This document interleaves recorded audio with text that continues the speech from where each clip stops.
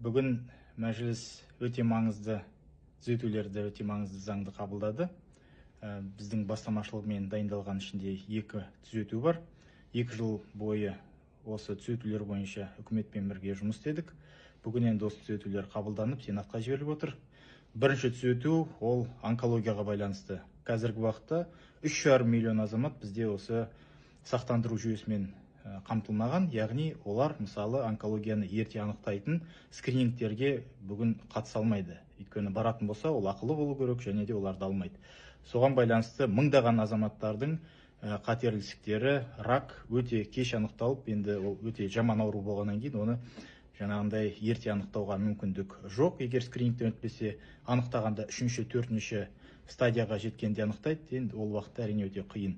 Сондықтан біз осы түзетуді беріп, үкіметпен бірге жұмыс істеп, енді сақтандыруға жатпаған азаматтардың барлығы 3,5 миллион азамат бар, медициналық сақтандыру полистары жоқ азаматтар. Міне солардың барлығы ақысыз онкология бойынша скринингтен өте алатын болады. Бұл өте маңызды жеңіс деп санаймын. Екінші маңызды бастама бұл біздің дәрігерлерді, болашақ дәрігер осы медицина бойынша ғалымдарды дайындау тетігі өзгеріп жатыр. Әрине, медицина саласында тек қана кітаппен біз ғалымдарды дайындай алмаймыз.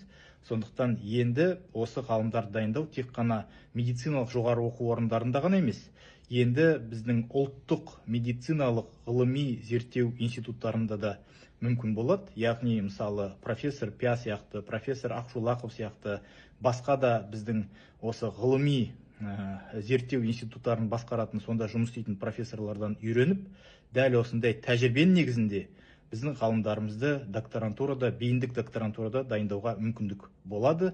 Сондықтан осы маңызды түзетулер бүгін қабылданды.